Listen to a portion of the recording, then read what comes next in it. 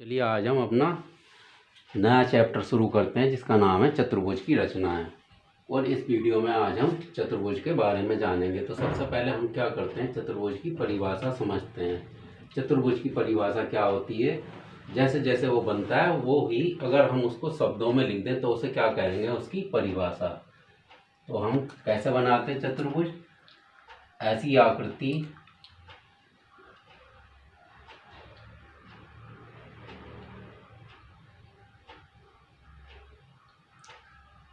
जो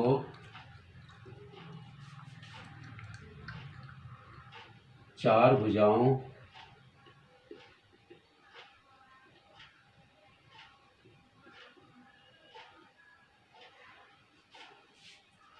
से घिरी हुई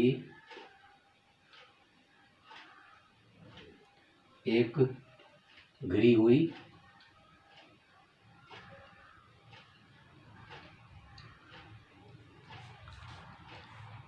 बंद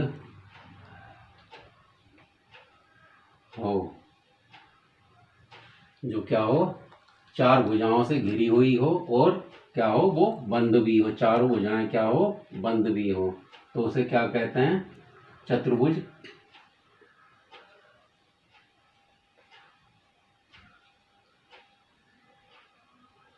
कहते हैं।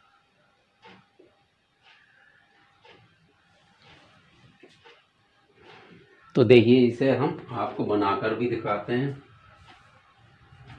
इसमें एक रेखा ये है जिसे हमने भुजा कहा है, एक ये, तीसरी ये और चौथी ये है। अब ये क्या है, ये चारों तरफ से बंद एक आकृति है और इसमें भुजाएं कितनी है, 1 2 3 4। तो ये क्या कहलाएगी आकृति, एक चतुर्भुज कहलाएगी। इसे हमने नाम दिया है ABCD। तो देखिए इसमें अब आगे आता है कि इसमें क्या क्या चीज़ें होती हैं, इसके अंग क्या क्या होते हैं। तो सबसे पहले हम लिखेंगे ये कितनी भुजाओं से मिलकर बनी होती है, चार भुजाओं से। अगर भुजाएं नहीं होंगी तो फिर ये तैयार भी नहीं हो सकता। तो सबसे पहले हम क्या लिखेंगे, भुजा। और भुजाओं के बारे में हम क्या लिखेंगे, इसमें कितनी भुजाएं होती हैं, चार भुजाएं होती हैं।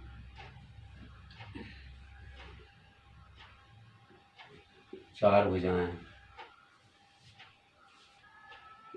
भुजाएं होती हैं। और ये कौन कौन सी भुजाएं होती हैं, इन्हें अगर हमें लिखना हो तो हम कैसे बता सकते हैं कि भुजा कौन कौन सी हैं।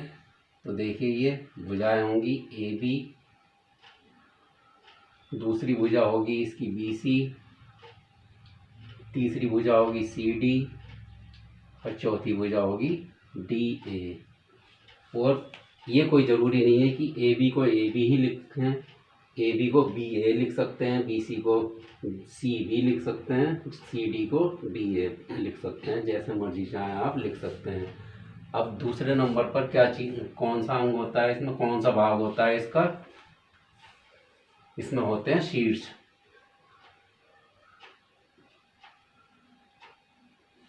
अब देखिए इसमें शीर्ष किसे कहेंगे, शीर्ष वो जगह होती है जहाँ पर दो रेखाएं आकर के मिलती हैं, उसे क्या कहते हैं, शीर्ष। और शीर्ष एक क्या होता है, बिंदु के रूप में होता है। मान लीजिए अगर हमें इसकी दूसरी परिभाषा भी लिखनी पड़े तो क्या कह सकते हैं, अगर हम चार बिंदुओं को रेखा द्वारा बंद कर दें तो हमें क्या मिल जाता है, एक चतुर्भुज मिल जाता है।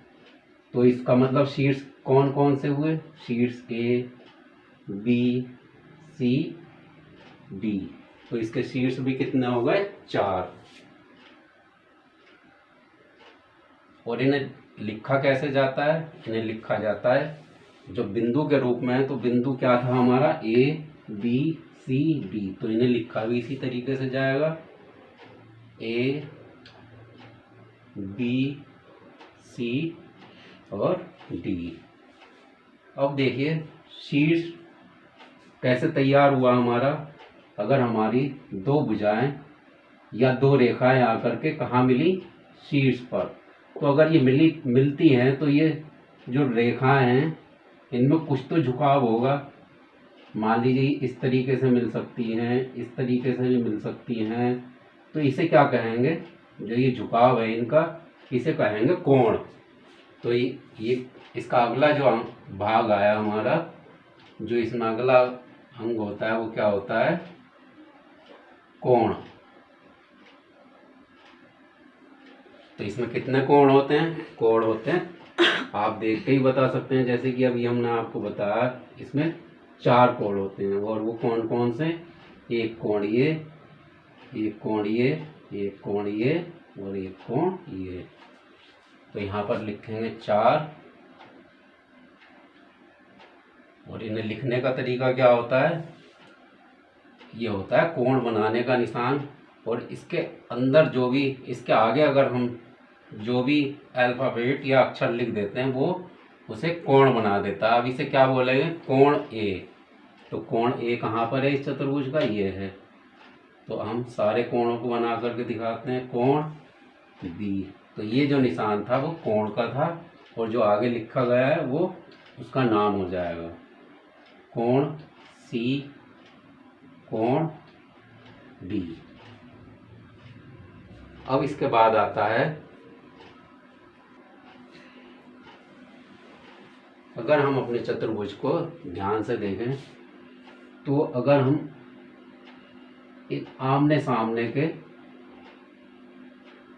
सामने मतलब ये भी कह सकते हैं कि सम्मुख, जो एक दूसरे के सामने हो, ठीक है ना, और ए को बी से मिला दिया और बी को डी से मिला दें, तो ये बीच में जो रेखाएं बनी हैं इसे क्या कहेंगे, हम इस चतुर्भुज का विकर्ण कहेंगे। तो इसमें अगला भाग क्या आया हमारा, विकर्ण। और ये किसी चतुर्भुज में कितने होते हैं, ये 2 होते हैं। चतुर्भुज में 2 ही विकर्ण बनते हैं, ठीक है ना। तो इनकी गिनती हम लिखेंगे 2। और इन्हें लिखने का तरीका क्या होता है, क्योंकि ये एक शीर्ष से लेके दूसरे शीर्ष तक गया है, इसकी दूरी जो है नियत बिल्कुल तय है। तो इसका मतलब क्या है, इसका स्टार्टिंग पॉइंट और एंड वाला पॉइंट दोनों को लिखेंगे, तभी हम इसे सही तरीके से दिखा सकते हैं। तो क्या नाम हो जाएगा इसका, कैसे दिखाएंगे, ए सी, और दूसरा विकर्ण क्या हो जाएगा, बी डी। तो ये हमारी अभी 4 चीजें आई हैं। इसमें हमारा अगला भाग आता है सम्मुख भुजा।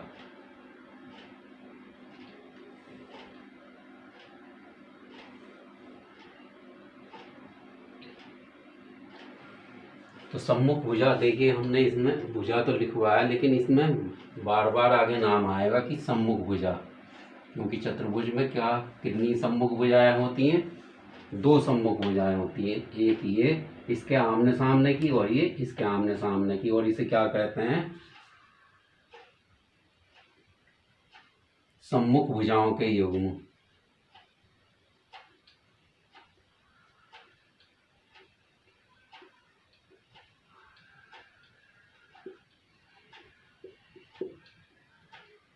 के युग्म।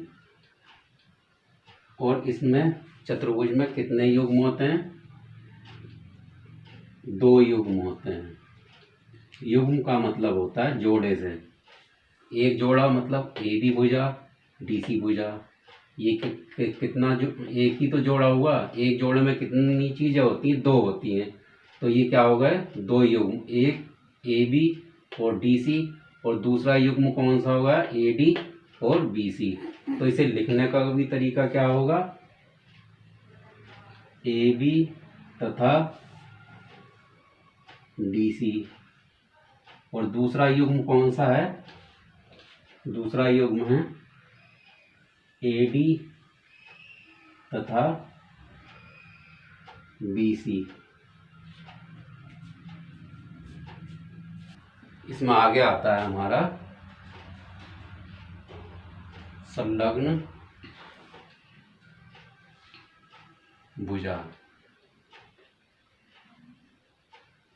संलग्न भुजा क्या होती है, या इसे हम कह सकते हैं आसन्न भुजा।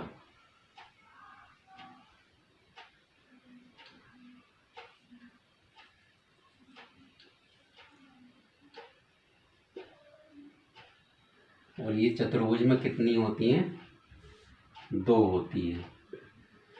देखिए संलग्न भुजा मतलब लगातार दो भुजाएं जो होती हैं, देखिए जैसे ए डी और डी सी, तो ये क्या हो गई? संलग्न, यानी कि एक दूसरे से लगी हुई, यानी कि जैसे पड़ोसी कह लें, एक घर से दूसरा घर बिल्कुल लगा हुआ हो जिसके बीच में एक ही दीवार हो, तो उसे ये क्या कहते हैं? हम संलग्न भुजा। तो देख, और इसे ही क्या कहते हैं हम? आसन्न भुजा। अब ये ए डी और सी, ए डी और डी सी क्या है? ये संलग्न भुजा है, या इसे आसन्न भुजा भी कहते हैं। और एक चतुर्भुज में कितनी? 2 आसन्न भुजाएं होती हैं। अगर हम इन दोनों को जोड़ दें तो क्या तैयार हो जाएगा? हमारा चतुर्भुज तैयार हो जाएगा। अब ये दूसरा जो संलग्न भुजा होगी वो कौन सी होगी? सी बी, और ये ए। तो इसे अगर हम एक दूसरे को साथ में लगा दें तो फिर क्या हो जाएगा? हमारा चतुर्भुज तैयार हो जाएगा। तो जो 2 लगातार भुजाएं होती हैं उन्हें क्या कहते हैं हम? आसन्न भुजा या संलग्न भुजा।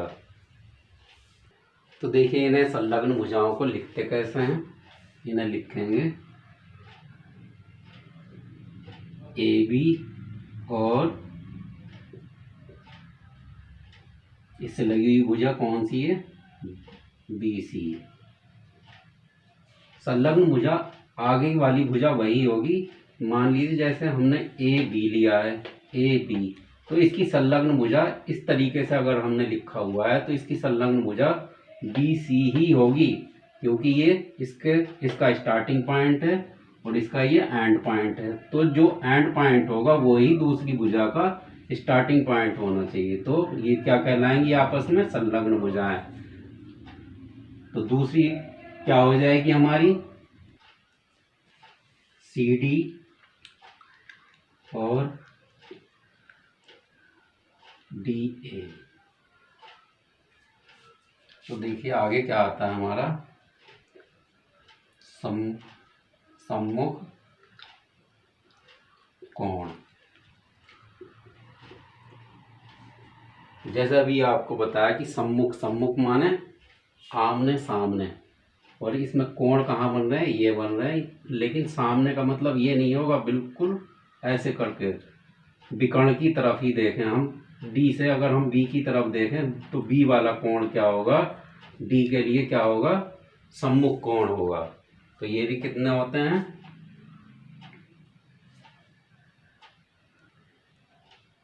तो इन्हें कैसे लिखेंगे हम सम्मुख कोण को? कोण ए के सामने का कोण कौन सा है? कोण ए, और कोण सी, ये क्या हो जाएगा? सम्मुख कोण हो जाएगा। और कोण बी का सम्मुख कोण कौन सा होगा? कोण डी। तो इस तरीके से अभी हमने चतुर्भुज के बारे में पढ़ा है, ये बनता कैसे है और इसमें कितने भाग होते हैं, इसके अंदर कौन कौन से अंग होते हैं। चलिए अब हम आपको चतुर्भुज के प्रकार के बारे में बताते हैं। चतुर्भुज 7 प्रकार के होते हैं। पहला इसमें कौन सा होता है? पहला होता है समलंब चतुर्भुज।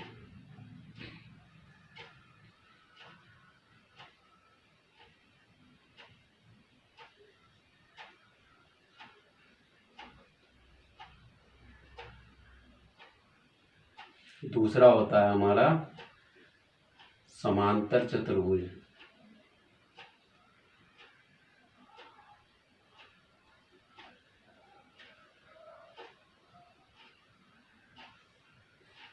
तीसरा होता है हमारा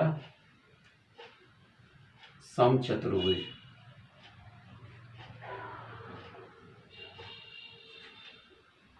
नंबर 4 होता है हमारा आयत,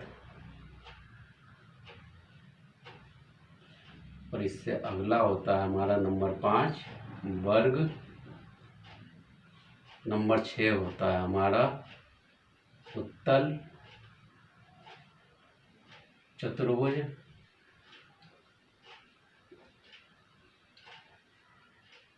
नंबर 7 होता है अवतल चतुर्भुज।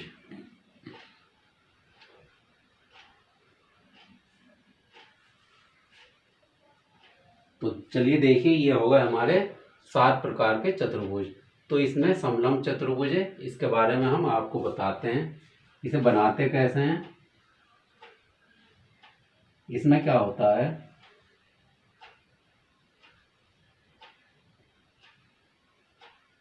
ये बनता इस तरीके का बनता है,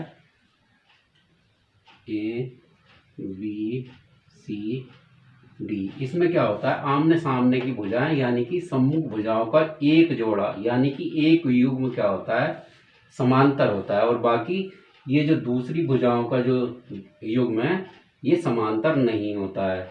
तो इसका मतलब क्या हुआ, समलंब चतुर्भुज में क्या होता है, वह चतुर्भुज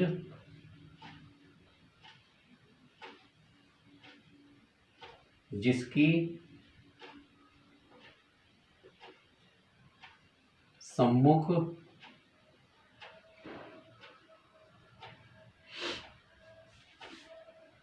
भुजाओं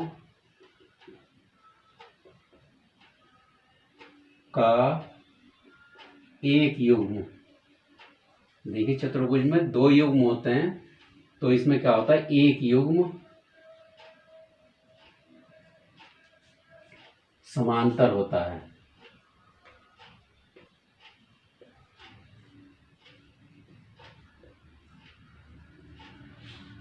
जो कि क्या है, ए बी और डी सी क्या है, आमने सामने का एक जोड़ा समांतर है।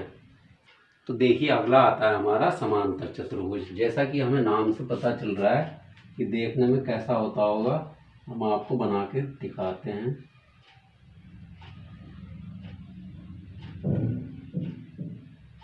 ए बी सी डी, ये क्या होता है, समांतर चतुर्भुज होता है।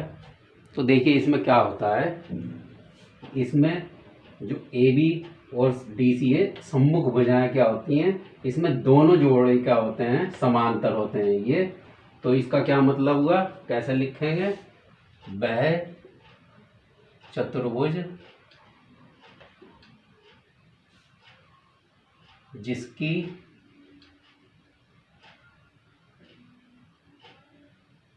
सम्मुख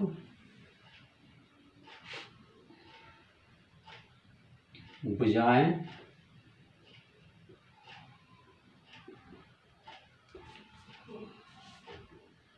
बराबर,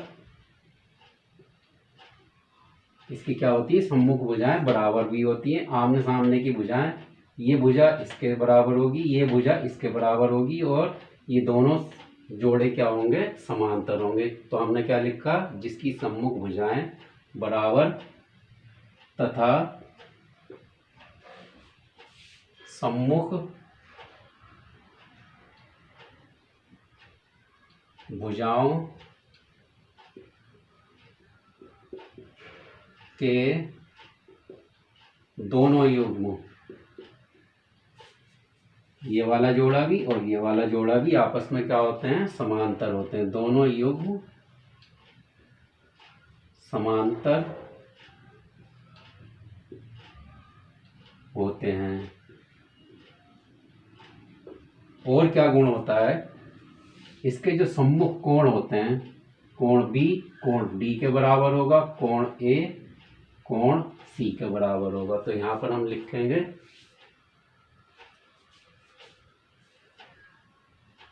तथा इनके सम्मुख कोण भी बराबर होते हैं। सम्मुख कोण बराबर होते हैं।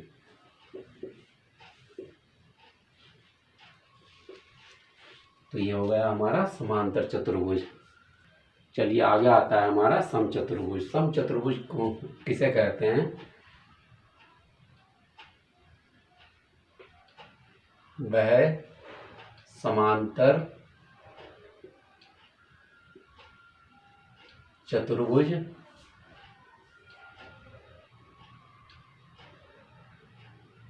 जिसकी चारों भुजाएं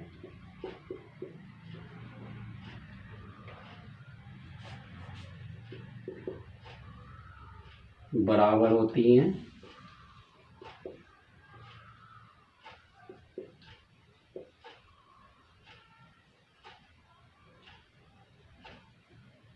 चारों भुजाएं बराबर होती हैं और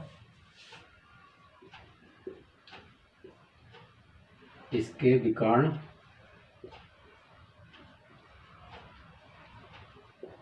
एक दूसरे को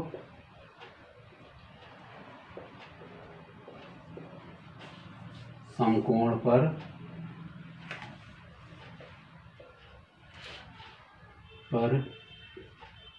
प्रतिच्छेदित करते हैं।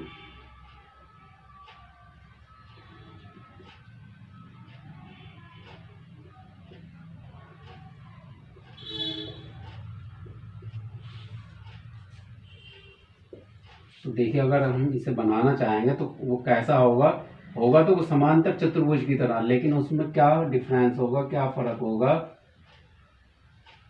उसकी जो चारों भुजाएं हैं ए बी सी डी वो क्या होंगी, आपस में बराबर होंगी। और उसके विकर्ण क्या है, विकर्ण क्या होते हैं, हमने आपको बताया था, सामने वाले शीर्ष से एक दूसरे को मिला दो तो वो क्या तैयार होते हैं, विकर्ण। तो ये क्या समकोण पर काटते हैं एक दूसरे को। ये यहाँ पर जो कोण बनेगा वो क्या होगा, 90 डिग्री का कोण होगा।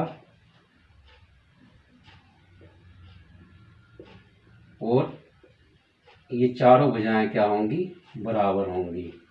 तो इस तरीके से बन जाता है हमारा समचतुर्भुज। आगे आता है हमारा 4 नंबर पे आयत। तो आयत क्या होता है, आयत होता है वह चतुर्भुज जिसकी सम्मुख भुजाएं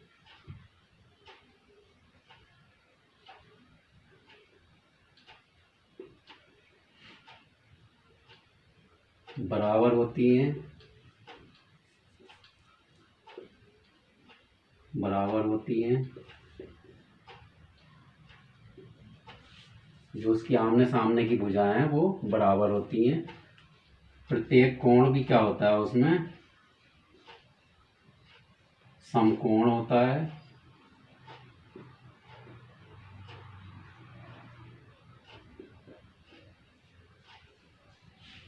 और एक गुण और होता है उसमें, और उसके दोनों विकर्ण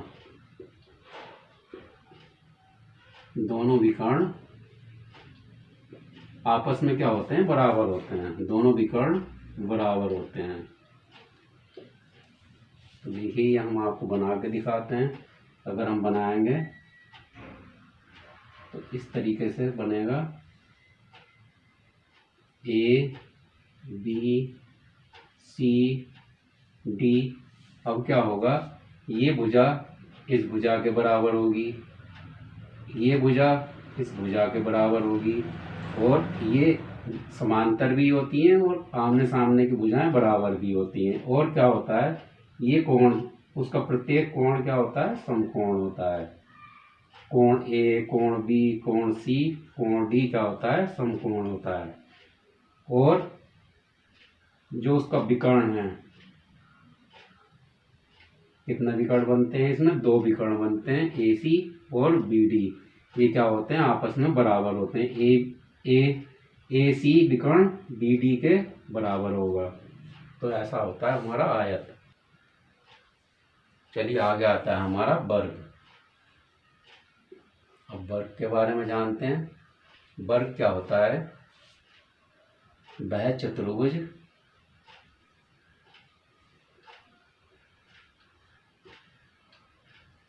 जिसकी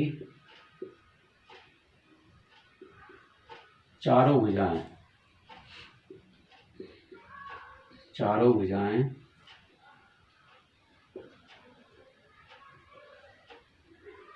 बराबर होती हैं।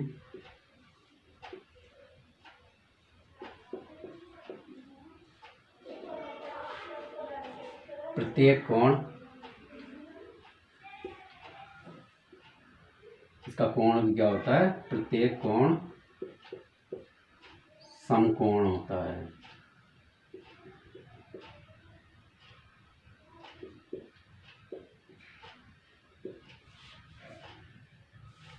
और इसके विकर्ण बराबर होते हैं।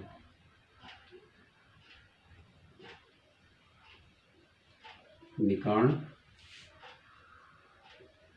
बराबर होते हैं तथा एक दूसरे को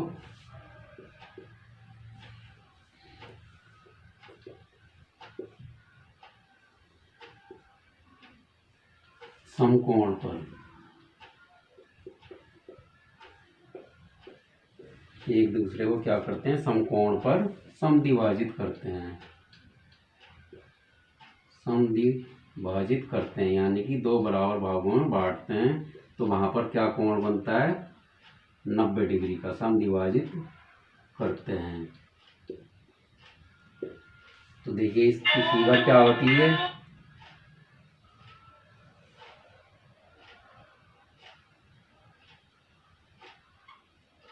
इसकी फिगर होती है इस तरीके से ABCD। इसमें क्या होता है, इसकी चारों भुजाएं आपस में बराबर होती हैं और प्रत्येक कोण यानी कोण A, कोण B, कोण C, कोण D आपस में वो बराबर भी कह सकते हैं। वैसे समकोण होते हैं तो समकोण होंगे तो आपस में बराबर भी होंगे। और विकर्ण एक दूसरे को जहाँ काटते हैं ना, तो वहाँ पर भी क्या बनता है, एक समकोण बनता है। ये यहाँ पर जो बनेगा समकोण बनेगा 90 डिग्री का।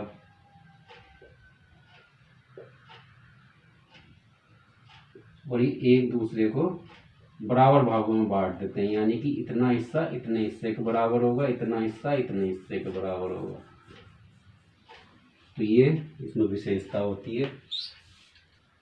देखिए अगला चतुर्भुज आता है हमारा उत्तल चतुर्भुज।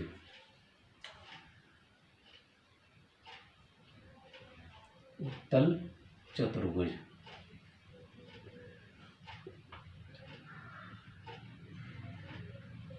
तो ये कैसे चतुर्भुज होते हैं, ये होते हैं वह चतुर्भुज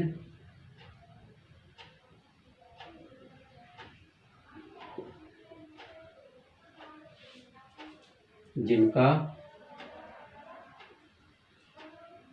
प्रत्येक कोण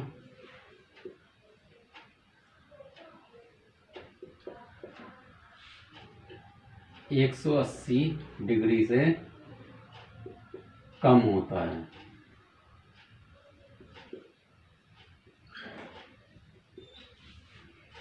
तो देखिए ये बनने में कैसा होता है,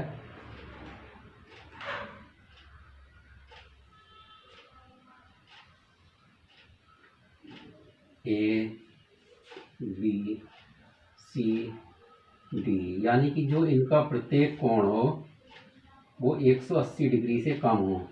देखिए 180 डिग्री होगा तो वो क्या होगी, एक सीधी रेखा हो जाएगी। सीधी रेखा का कोण कितना होता है, वो होता है 180 डिग्री।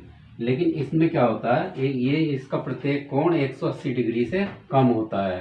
तो देखिए जितने भी हमने ये चतुर्भुज पढ़े अभी तक, चतुर्भुज, समलंब चतुर्भुज, समांतर चतुर्भुज, समचतुर्भुज, आयत, वर्ग, ये सभी क्या हैं, ये उत्तल चतुर्भुज ही हैं क्योंकि इनके सबका प्रत्येक कोण क्या है, 180 डिग्री से कम ही तो है, ज़्यादा तो है नहीं। तो इसलिए क्या है, ये सारे उत्तल चतुर्भुज में ही आते हैं। आगे आता है हमारा अवतल चतुर्भुज। इसमें क्या होता है, वह चतुर्भुज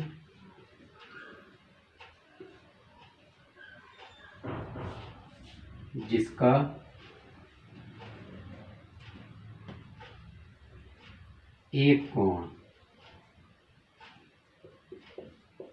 इसमें ये बहुत ध्यान रखने वाली बात है, इन सारे चतुर्भुजों में प्रत्येक कोण की बात की गई है, लेकिन इसमें एक ही कोण की बात की गई है और वो क्या होता है 180 डिग्री से अधिक होता है। इसमें कोई भी एक कोण होगा वो क्या होगा 180 डिग्री से अधिक होगा। तो देखिए इसे बनाएंगे कैसे। अगर हम इसका कोण देखें तो ये क्या है, ये 180 से कम कोण है और इधर वाला कोण क्या है, ये 180 से ज़्यादा वाला कोण है। तो हमारा जो अवतल चतुर्भुज बनेगा वो किस ओर बनेगा, इस ओर, जिधर हमारा ये कोण 180 से ज़्यादा है। तो इसका एक कोण क्या हो गया, ये अंदर वाला कोण 180 से ज़्यादा है। तो ये हो जाएगा हमारा अवतल चतुर्भुज ABCD। होगी इसमें भी 4 ही भुजाएं, क्योंकि 4 भुजा जब तक नहीं होंगी तब तक ही चतुर्भुज नहीं बन सकता। और अवतल चतुर्भुज में एक कोण 180 डिग्री से अधिक होगा। और बाकी इस वीडियो में हमने चतुर्भुज के बारे में सारी बातें पढ़ ली हैं। इस वीडियो में इतना ही। अगली वीडियो में हम इसकी एक्सरसाइज लगाना शुरू करेंगे।